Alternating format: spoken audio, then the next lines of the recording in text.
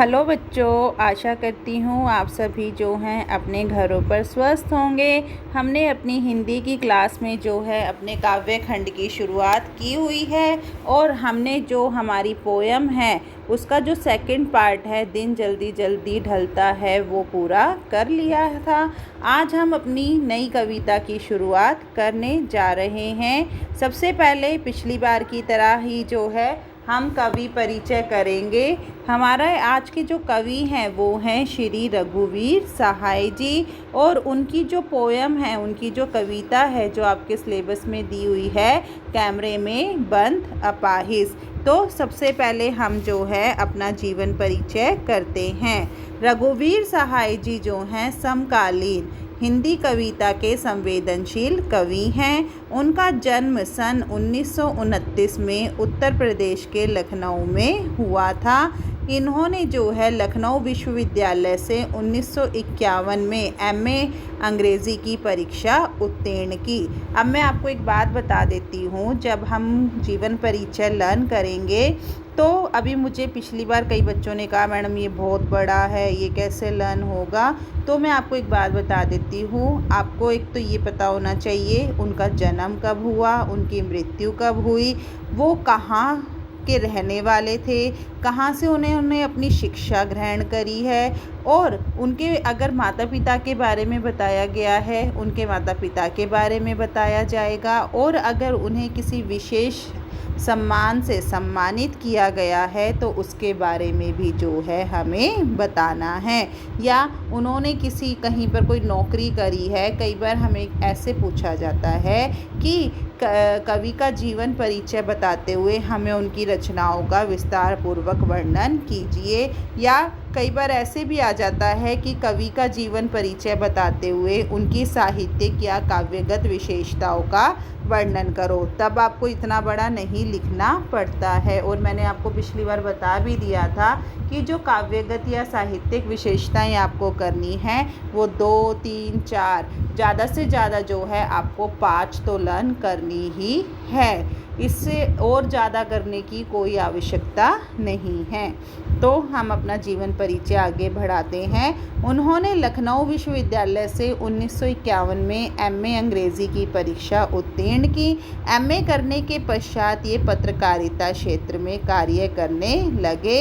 इन्होंने प्रतीक, वाक और कल्पना अनेक पत्रिकाओं के संपादक मंडल के सदस्य के रूप में कार्य किया।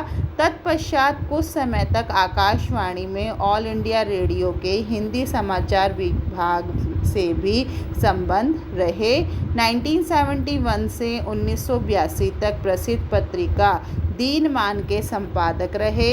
इनको कवि के रूप में जो है दूसरा सप्तक से विशेष ख्याति प्राप्त हुई है। तो उन्हें जो है कौन सी ख्याति प्राप्त हो रखी है? दूसरा सप्तक की।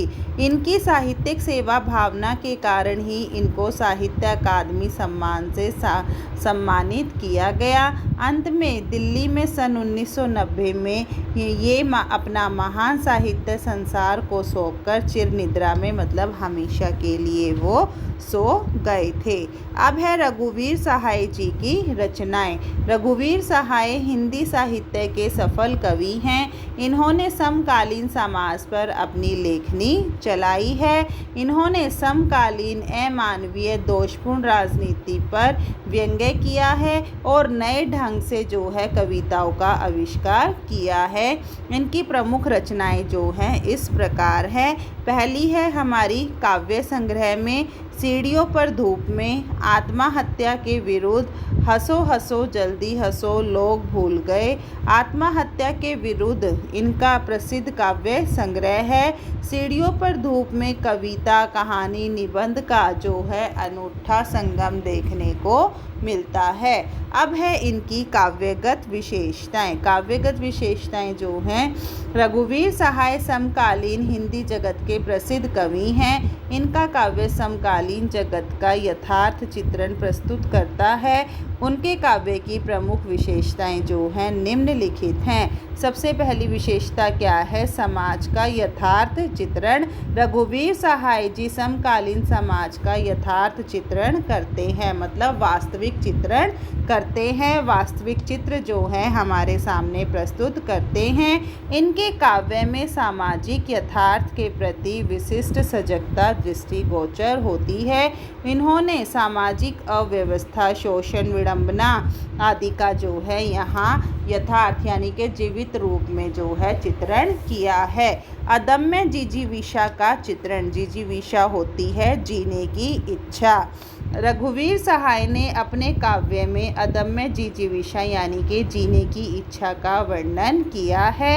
इनकी अनेक कविताओं में इस विशेषता का अनूठा चित्रण हुआ है। सीढ़ियों पर धूप में काव्य संग्रह की प्राय सब कविताओं में अदम्य जीने की मतलब खुलकर जीने की, साहसपूर्वक जीने की इच्छा की सफल अभिव्यक्ति की है। अगला है हमारा मध्य वर्गीय जीवन का चित्रण, यानी कि मध्य वर्गीय लोगों के बारे में जो है कवि ने अपनी कविताओं का उन्हें आधार बनाया है।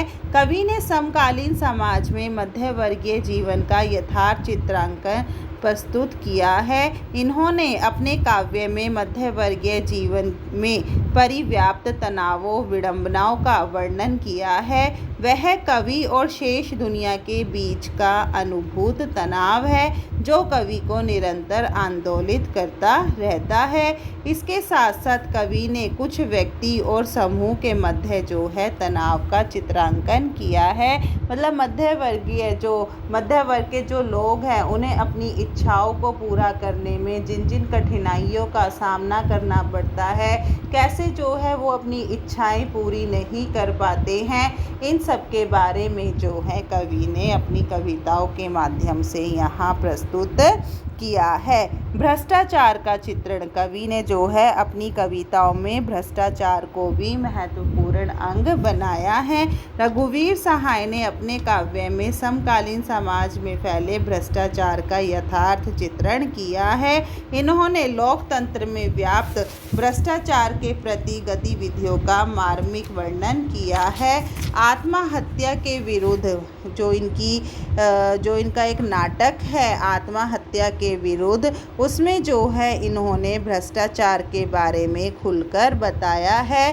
भ्रष्टाचार जो है हमारे समाज को खोखला बनाने में लगा हुआ है, कैसे भ्रष्टाचार के कारण जो है सभी लोग इसके अधीन हो गए हैं और कैसे वो है अपने कार्य को सिद्ध करने में लगे हुए हैं।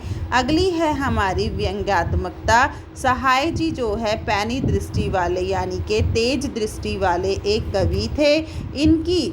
इसलिए इनकी लेखनी में जो है तेज व्यंग्यात्मकता दृष्टिगोचर होती है, दिखाई देती है। इन्होंने समकालीन समाज में व्याप्त भ्रष्टाचार, शोषण, राजनीतिक अस्थिरता, जीवन मूल्यों में जो गिरावट आई है, जो समाज में कुरीतियाँ फैली हुई हैं, उन सब का यहाँ वर्णन किया है।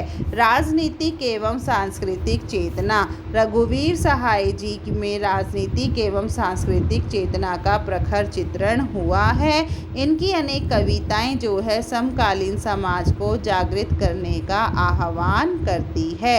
अगली है हमारी भाषा शैली। रघुवीर सहाय जी कला के प्रति सजग कवि हैं। इनकी भाषा में जो है व्यंग्यात्मकता, सुगठित भाषा आधुनिक हिंदी साहित्य की विशेष पहचान है।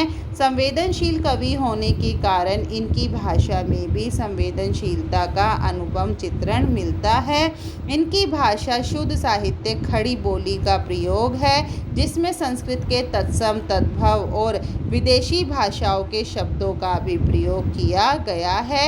इनके काव्य में जो है मुहावरे से अलग सीधी सादी भाषा का भी प्रयोग किया गया है। अगला है हमारा अलंकार। रघुवीर सहाय जी ने अपने काव्य में शब्दा अलंकार, अर्था अलंकार दोनों का प्रयोग किया है। इनके काव्य में अनुप्रास, यमक, श्लेष, पद मैत्री, स्वर मैत्री, उपमा, रूपक, उत्प्रेक्षा, प्रश्न, मानवीकरण आदि अलंकारों का जो है स्वाभाविक रूप में खुलकर प्रयोग हुआ है।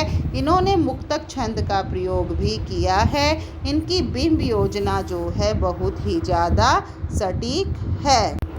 यहाँ मैंने आपको जब जीवन परिचय करवाया उसमें मैंने आपको बताया कि जो है इन्हें दूसरा सप्तक में विशेष ख्याति प्राप्त हुई है।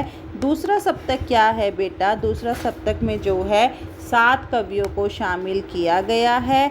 इसका संपादन जो है अज्ञे जी द्वारा किया गया था।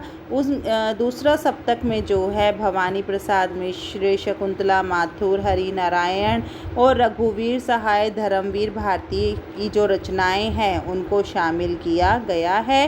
दूसरा सप्तक में जो कवि शामिल थे उन्होंने समसामयिक मतलब समय के अनुसार जो काव्य की प्रवृत्तियां हैं उनका प्रतिनिधित्व किया है। समकालीन के अंतर्गत जो है समकालीन मतलब जो अभी कुछ ही समय पूर्व हुए हैं, जो अभी ज़्यादा पुराने नहीं हैं, उनके बारे में जो है यहाँ पर बताया गया है।